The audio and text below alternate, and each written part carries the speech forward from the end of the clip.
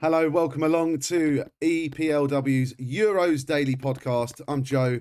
Alongside me today, Mus and Roz. Now, this is extra time because we ran over with the pod earlier this morning. So we've stayed on to give you a bit of golden goal football, some tournament extra time. So basically, we didn't have time to preview North Macedonia against Austria or Ukraine against the Netherlands. And Mus had done so much research on North Macedonia. He wanted to share it with everyone, but we absolutely housed him. So sorry about that, Mus. Here we are making it up to you. Let's talk then first about Austria against North Macedonia. 5 o'clock kickoff today. How do you see this one panning out, Mus? Here's Joe. Yeah, well, thanks, guys. Welcome back. The lactic acid is building up in the legs. I'm going to try and push through. I've also got an alternative stat of the day that we could always touch on. But I'll start with, North Macedonia. Did you guys know that Goran Pandev is 7 years older than his country? Straight in there with a gem. That is brilliant. That is so good. That was Pretty epic, right? You know when you write like LOL in a chat and then you have to put literally it's in that app. Yeah. Made me laugh out. It's beautiful. There you go. Yeah, the guy is just an absolute legend. I was looking through the North Macedonia Euro squad, and this player, Marian Radetzky, caught my eye because he plays for a team called Akademia Pandev. So I went and looked them up, and it turns out Pandev set it up. He's the owner and founder. It's the best football club and academy in the whole of North Macedonia. So Radetzky is literally playing alongside the owner and CEO of his football club. So it's like, I don't know, Lampard playing alongside Abramovich or something. Pretty epic. But the guy's an absolute legend. I think it would be actually a closer game than people might expect. North Macedonia beat Germany 2-1 in March. I was watching a few of their videos yesterday, and they look a useful team. I think literally not many people know about any of their players except for Pandev. So I think they might surprise Austria. And who's the man to look out for in the Austria team, Roz? I'm gonna say this. You might not have heard of him. His name's David Alaba. Honestly, I mean, this is like, what is it? It's 5 o'clock kickoff, right? We've got the sort of undercard. This is like the sort of the Tyson Fury, Anthony Joshua headline that everyone's been waiting for, isn't it? Surely. Or the Deontay Wilder or whatever. You know, if you've got like England and Croatia playing in a little warm-up act, the nation will be watching. This is the game that everyone wants to see. Yeah. Know? Are you saying England Croatia is just the palate cleanser and this is caviar, the main course? That's it. And I know 3 players. Is that right? No, I probably know a few more Austrians than that. But another bloke from North Macedonia is Alioski, who's a dirty twat who plays for Leeds, who is also currently under investigation, by the way. Everyone seems to have forgotten the fact that he did a monkey gesture at another player, which is very blatant that they've appealed. This kind of got swept under the carpet a bit. But no, because of that, I will not be supporting North Macedonia. Austria have lots of players, don't they? They frustrated England. They did quite well there, nice and organised. David Alaba's just had that big move to Real Madrid from Bayern Munich. You can't look any further than Austria, can you? No, exactly. I'm quite excited to see Marko Arnautovic again back on our screen. Yeah. He's been out in China. I was going to say. It's always interesting to see whether they've actually maintained their form and fitness playing in a less competitive league. Maybe we're actually outside Pella. He's doing well now, isn't he? A couple of Leipzig players in there. Sabitzer and Lima. Yeah. Conrad Lima. Yeah, Marcel Sabitzer. Good. I mean, it's a strong team overall, you know. I think Austria favourites, but I think this will be a good game. I actually do really think it's a good game. Austria ranked 23 in the world. Where are Macedonia ranked in the world rankings? Come on, have a guess. 50,009. Mus, I think you're going to win this one. Roz has gone for a larger number than the amount of countries in the world, so I think it was 61 or 63. Oh, mate, 62 in the middle. Oh.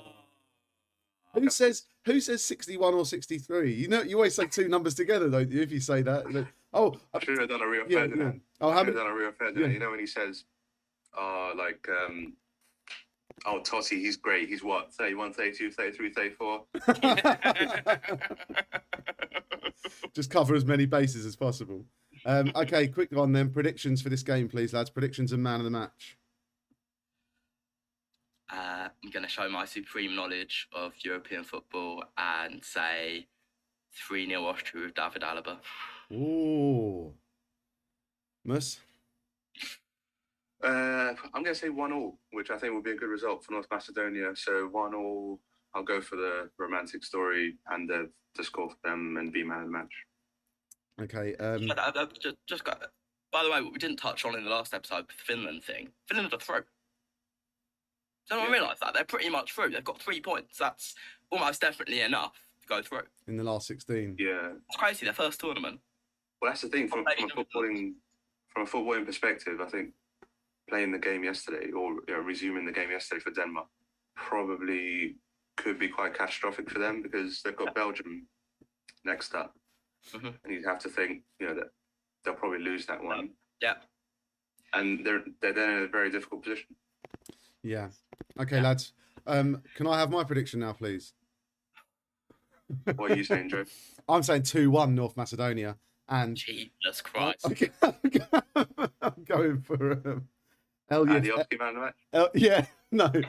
Elmas, the man in Macedonia's team that's young enough to be Pandev's son. He's 21, plays for Napoli. He's had a great season. He's in good form, and he's in my fantasy team. And he only cost 6 million. What bargain! He's going to be man of the match. You watch. Just you wait. It was Iceland, wasn't it, where they had Idika Johnson getting subbed on for his son or something, wasn't it? Yes. Yeah. His son and Idika Johnson and his son were both playing for Iceland in the same squad. There you go. Says it all. So yeah, look forward to that one at 5 o'clock. Then later tonight, it's Netherlands against the Ukraine. So, how do you see this one going? It's from the home game for the Netherlands, essentially, from the Johan Cruyff Arena. Lovely stadium. I've been there once or twice, or 3 or 4 times, or 5 or 6 times, 7, 8, 9, 10 times in Amsterdam. Very interesting stadium, actually. Do you know it's got a motorway running under it? All right. Fact. Mus, how do you see this? How do you see this one panning out? Should be an easy win for the Netherlands, I imagine. I was looking at Ukraine's Euro squads. They don't have, actually managed by Shevchenko, which I'd kind of forgotten about. Pretty cool. But that kind of star power that they used to have back in the day, slightly lacking. Even Yarmolenko, who obviously hasn't played that much football for West Ham this season, isn't in the squads. Zinchenko is the captain and the only recognisable name to me, anyway. Maybe. They have quite a few Shakhtar Donetsk players. Yarmolenko Yarmolenko's in the squad, isn't he? Is he not in it? I didn't see him. No. Oh right, okay. I think he didn't make it. Yeah. You spent all your research time on North Macedonia, didn't you, Mus? No. Well, yeah, I did. But yeah, I think it's an easy win for the Netherlands. Easy win for the Netherlands, yeah. Who are also managed by a young former player, Frankie de Boer.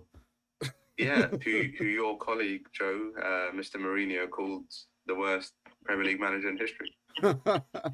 Right, Crystal Palace legend. Roz is quite happy with him. Prediction, Mus? Official prediction? 2-0 to the Netherlands. Depay man of the match. I think that's pretty solid. That's basically what I was going to say. I'll for the sake of being different, I'll go 2-1. Depay man of the match. Depay will score 2 penalties or something like that. It'd be a rubbish game. Roz, what do you reckon? I've got to go for something contrary to that. Just to kind of give myself the gains. I'm going to go for Gino Wijnaldum. He's just completed a move to PSG. Always seems to be a goal-scoring threat for the Netherlands. So score 4-0. Nice. It's going to keep going for the 4-0s. Yeah, keep saying 4-0 until one of them comes in. Anyone you're watching out for today in these two games that's in your fantasy team? Probably. I've got Depay, so I'm hoping he props me up the table there. Yeah, I've got I've Depay gone as for well.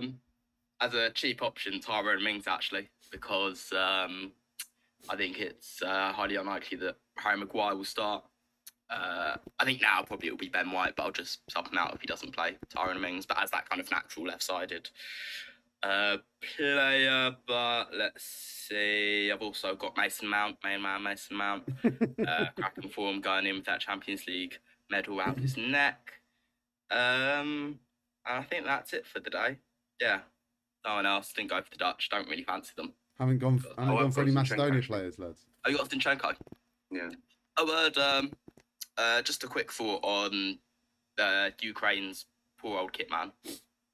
He's had to totally, probably had it all ready for the tournament. And then you've told them they had to change their kit because they put Crimea. They put an outline of their country on their kit, and then Russia said it was provocative because they included territories that Russia considered to be Russian, and then UEFA got involved and said you can't make a political statement. Silly. But so they've just had to totally redo all their kit. So he was really prepared. They got everything ready, all ready to ship off, and then changing the kit. Short notice. Yeah, it's a bit of an interesting one, that, wasn't it? Because obviously, I mean, we don't like to talk politics on the pod, but come on, mate. Like, you don't. What was I that think the advert? most interesting. Really patronising advert. I didn't like the advert itself, but the actual sentiment was okay. It was in. They were like on buses. It was, if you don't do politics, you don't do much. Yeah, and it was like, oh, we don't do politics in sport, it's divisive. Well, if it's kind of, I get it if it's countries' borders, and that can be a little bit more tenuous. The whole like booing the knee thing, they can get in the bin. Absolutely, Anyway, and let's hope England's fans are well represented today at Wembley. Looking forward to the game, guys. It's been a pleasure. Thank you very much. Joe, can I just end with my alternative stat of the day, which is that England has never won an opening game of the Euros. So not to end on a negative note, because today will be the day that record goes. Okay, brilliant. Thank you very much. I think 3 lines on the shirt. Brilliant stuff, lads. Extra time has been a pleasure. We don't need to go to penalties, luckily, and I'll see you tomorrow afternoon about 4 or 5 o'clock. Have a good one. Enjoy the game.